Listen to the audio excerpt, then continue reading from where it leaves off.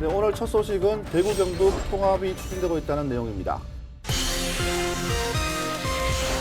이천우 경북도지사가 내년까지 행정통합을 끝내고 2022년 지방선거 때는 새로운 통합 단장을 뽑자. 대구와 경북이 추진해온 상생협력만으로는 한계가 있었고 또 인구 500만 명이 넘는 광역자치단체를 만들어 서울과 경기도와 경쟁하는 대한민국의 제3의 도시를 만들어야 된다는 목소리가 대구가 갖고 있는 광역시의 지위를 내려놓아야 되는 거 아니겠습니까? 대구시와 경북도는 원칙적으로 폐지가 되고 신설되는 대구 경북 특별자치도에 흡수됩니다. 시도민을 대상으로 행정통합하면 어떻게 했느냐 설문을 했다고 하던데. 응답자의 51.3%가 행정통합에 찬성한다고, 반대는 22.4%에 머물러 찬성의 절반 수준, 잘 모른다고 대답한 응답이 26.2%였습니다.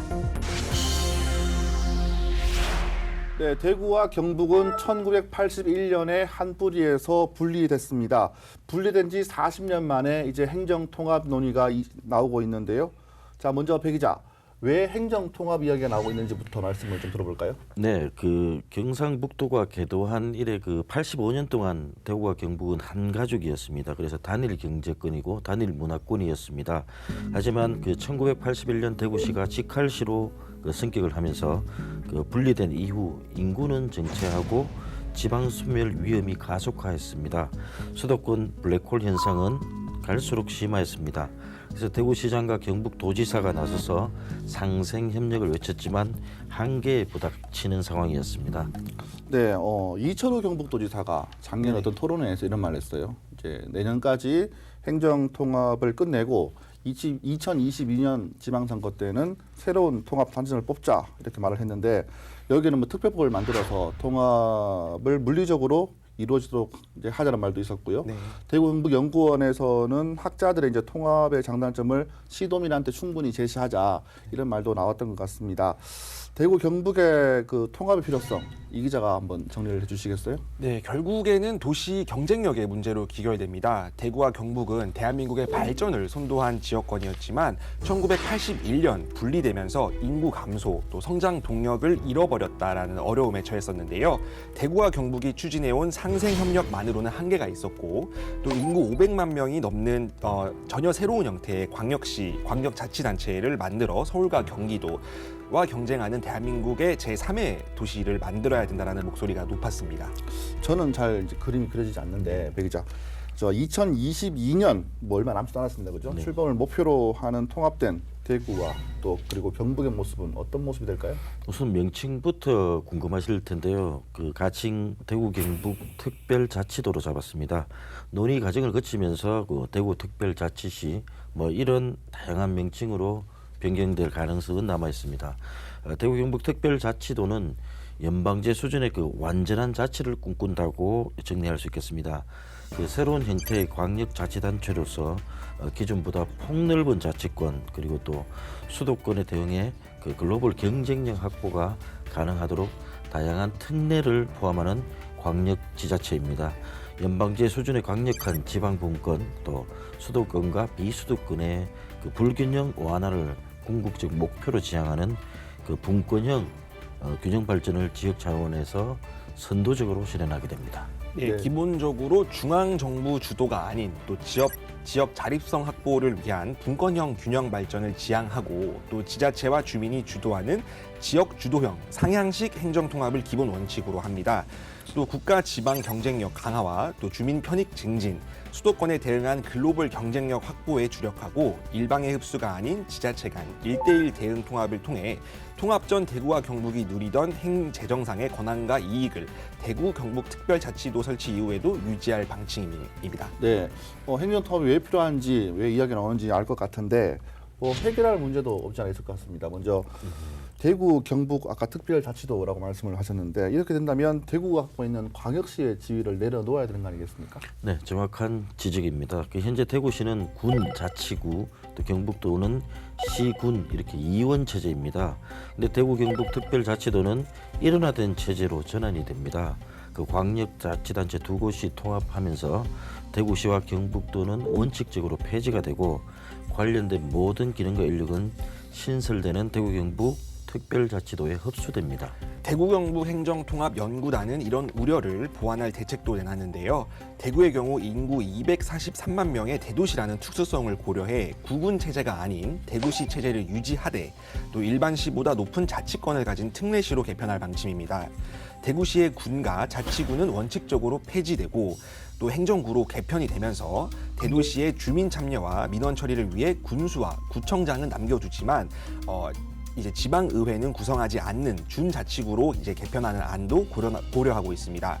결론적으로 대구 경북 특별자치도는 그 아래 시군을 두는 자치 2층제를 유지하면서도 또 대구의 경우에만 특례시와 준자치단체로 구성할 계획입니다. 말씀하신 것처럼 이제 대구 경북 특별자치도가 연방제 수준의 자치를 한다면 특례 권한이 필요하겠죠? 네, 맞습니다. 그 특례에는 뭐 지위, 행정, 교육 등 분야별로 다양하게 가질 수 있습니다.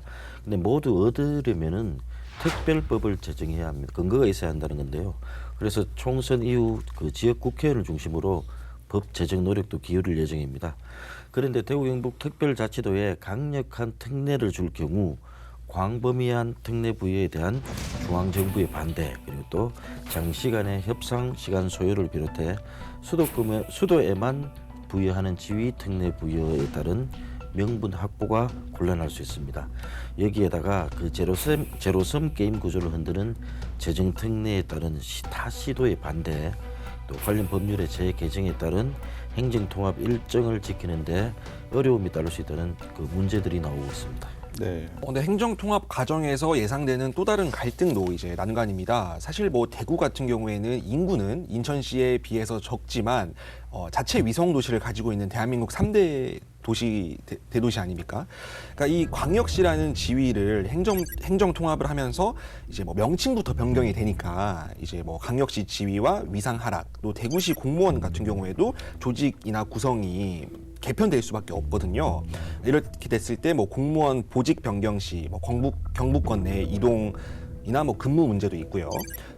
대구 대도시 중심권 발전으로 이게 경북 북부 지역은 또 소외가 될 수밖에 없지 않습니까? 그러니까 경북의 주요 도시들이 다 대구 인근에 위치해 있습니다. 이렇게 되면은 또 북부권에서는 또 불만이 나올 수가 있고요.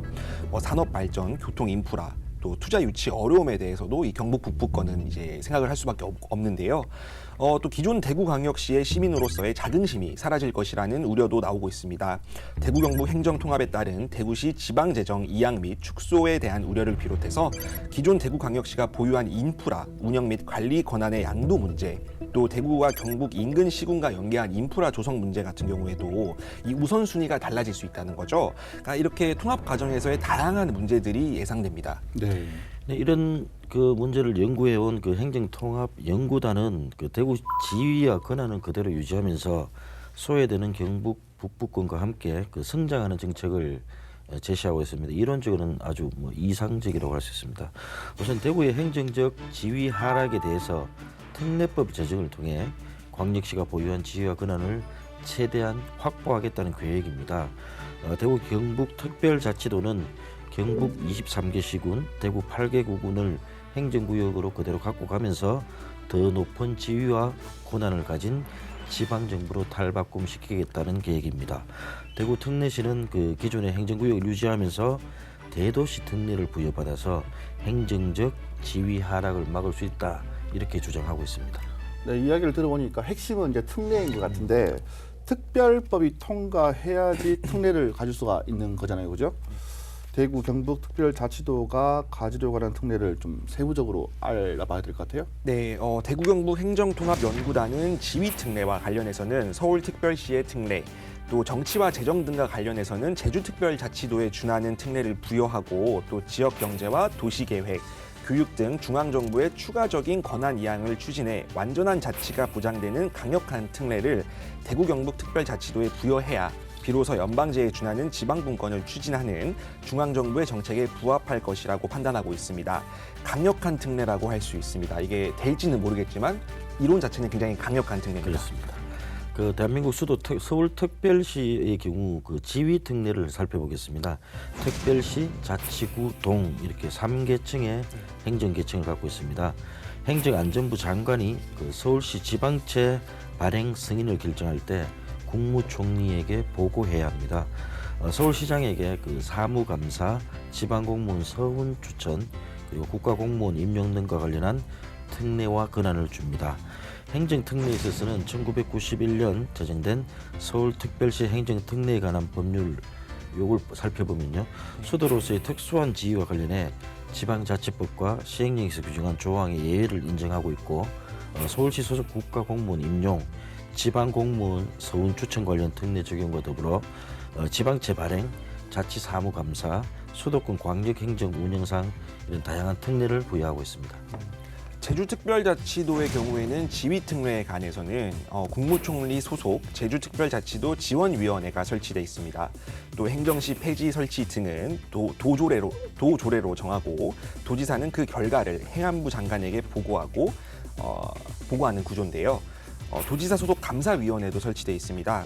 행정특례와 관련해서는 자치도 내 행정시의 행정기구는 도조례로 정하도록 하고, 직급은 대통령령으로 정하는 기준에 따라 도조례로 정합니다. 또 제주자치도의 특별지방행정기관 설치가 불가능하지만 필요하다면 중앙행정기관의 장은 도지사와 합의 후 설치가 가능합니다. 의회사무처와 부지사, 행정기구, 공무원 정원, 직속기관 등의 기구와 정원, 또 사무에 관해서는 지방자치법의 예외를 적용하고요. 필요시 도조례로 정할 수 있습니다. 이게 이게 말로 설명을 드리니까 잘 모르겠지만, 사실 제주도 같은 경우에도 굉장히 조금 이례적인 자치를 조금 강구할 수 있는 시스템이거든요. 도지사 소속 자치경찰단에 대해 도조례로 정하도록 하고 있고, 도지사가 임명하고 지휘 감독하도록 하고 있습니다. 경찰도 그들만의 경찰인 거죠. 자치경찰이라는 거죠. 재정특례와 관련해서는 보통교부세와 지방교육재정교부금 선정 방식에 상관없이 우선적으로 지방교부세 총액의 3%와 지방교육재정교부금 총액의 1.57%를 우선적으로 교부받고 있습니다. 행정통합연구단이 강력한 특례가 크지 않을 경우에는 또 실현 가능한 특례도 제시를 했다고 하더라고요. 네, 그렇습니다.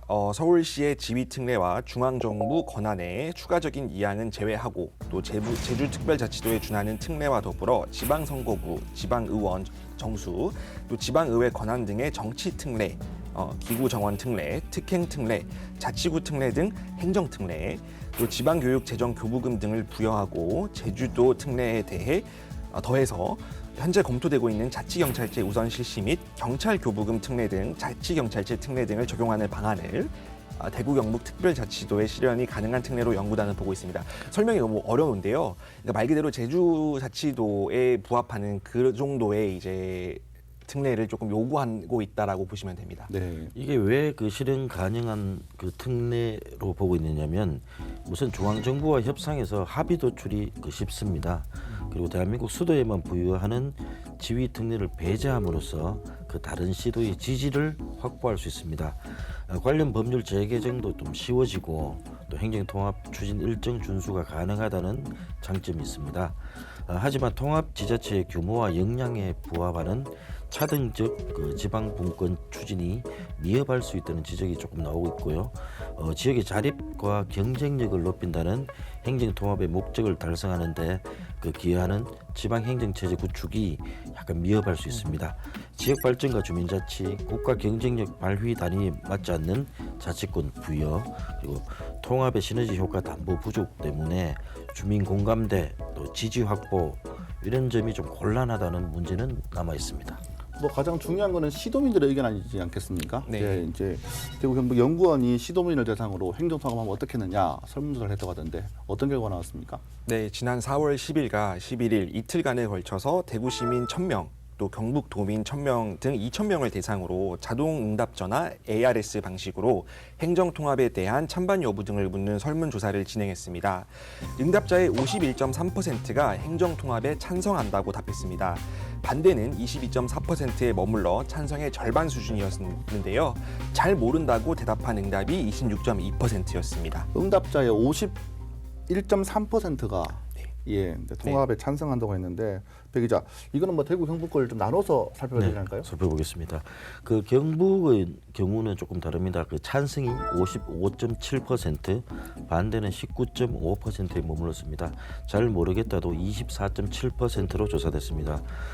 조금 더 세분화해 보면 구미, 김천 등의 그 서부권 찬성률은 58.3%로 상대적으로 높았습니다. 경산, 영천, 청도 등 남부권은 52.5%로 좀 낮게 나왔습니다. 그런데 그 안동, 예천, 문경 등 그 북부권은 그 찬성이 55.5%, 그러나 반대가 18.6%에 머물러서 행정통합에 대한 긍정적 의견이 3배 정도 높은 것으로 나왔습니다. 대구는 찬성이 46.9%로 경북보다 아주 낮았고요. 반대 25.3%, 잘 모르겠다 27.8%로 집계됐습니다.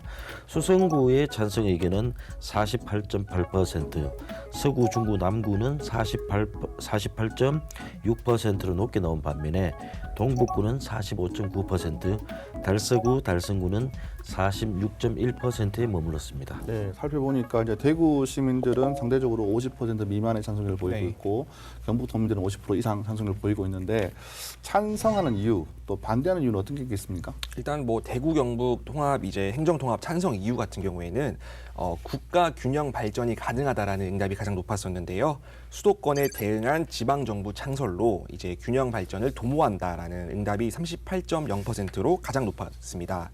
또 글로벌 경쟁력 확보가 가능하다라는 응답이 30.2%로 뒤를 이었습니다. 이에 반해서 반대하는 이유에 같은 경우에는 통합에 따른 성과가 그리 크지 않을 것이다라는 응답이 27.1%로 가장 높았고요. 현재 생활에 큰 불편함을 느끼지 않는다라는 응답도 20.8%, 대도시의 특수성을 반영하기 어렵다라는 반응이 19.0%, 장기적으로 국가의 재정 지원이 줄어들 것이다라는 반응이 17.7%, 획기적인 권한 이양을 기대하기 어렵다라는 반응이 13.1%로 나타났습니다. 그런데요, 이 설문조사가 지난 4월 10일, 11일 이틀 동안 이제 진행됐다고 하는데 그 당시는 코로나19 사태도 계속 이어져 오고 있었고 총선 선거일도 며칠 안 남은 상태였단 말입니다. 그렇기 때문에 좀 급박하게 설문조사를 진행했다 뭐 이런 분석이 있더라고요. 어떻게 보십니까? 네, 그 자세히 살펴보면요, 그 질문 문항이 굉장히 그 단순합니다. 찬성하냐, 반대하냐, 이유가 무엇이냐. 그래서 행정통합의 장단점을 충분하게 설명해야 되는데 그런 문항이 없습니다. 기본적으로. 그리고 대면 조사가 아닌 유선전화 100% ARS 방식으로 진행한 자체가 그 문제가 많다는 지적이 나옵니다. 또 우리 취재 과정에서 입수한 대구 경북 행정통합 기본 구상에 따르면 행정통합 과정에서 대구광역시 명칭 변경, 또 대구광역시 지위와 위상 하락, 대구광역시 자치구 폐지 또는 준자치구와에 따른 저항과 갈등을 비롯해서 대구시 공무원 조직 축소와 근무지 문제, 또 아까 말씀드린 경북 북부권 소외 문제 등 다양한 갈등 요인이 있는데도 이번 설문조사에서 대구 시민들에게 특히 충분하게 설명하지 않는 등 그 문제가 있었습니다. 문당 자체가 충분한 설명이 없었다 이런 지적인 것 같은데 대구 경북 연구원은 어떤 해명을 내놨습니까? 그러니까 뭐 대구 경북 연구원 같은 경우에도 속 시원한 대답을 하지를 않았습니다. 총선이 끝나면 대구 경북 행정 통합에 대해 뭐 붐 조성이 필요해 급하게 설문조사를 했는데 또 경북도와 대구시의 의지이지 연구원의 독자적인 판단은 아니었다라는 설명을 했는데요. 또 ARS 방식은 최대한 간단한 질문만 가능하기에 쟁점이 될 만한 문항은 모두 배제했다면서 시도민 51.3%가 찬성을 했는데 이 조사 결과가 과연 공신력이 있는지는 본인들도 자신이 없다라고 털어놨거든요. 네. 뭐 하자는 건지 잘 모르겠네요. 결론적으로 이제 품 조성을 위해서 이제 급박하게 돌린 설문조사가 지역민들의 입장을 제대로 대변하지 못했다. 뭐 그런 결과가 나온 것 같습니다. 이런 졸속적인 여론 환기로는 시도민들의 공감을 얻기 어렵지 않을까 뭐 그런 생각이 드는데요. 특별법 제정을 위한 국회의원의 설득보다 제대로 된 공청회 절차를 통해서 행정 통합을 접근을 해나가야 된다. 뭐 이런 게 좀 시급하지 않을까 그렇게 생각을 해봅니다.